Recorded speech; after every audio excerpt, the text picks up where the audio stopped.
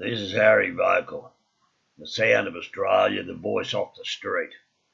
Knives in schools. We've just had one of the major leaders of the Sikh community state that it's their children's right to take their katan, which is a knife of some form, a religious knife, to school. Well, that's all well and good, mate.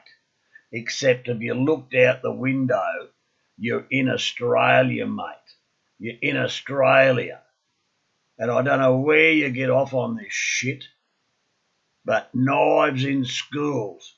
No, never, ever. End of fucking story, mate. You're in Australia. This is Harry Vocal.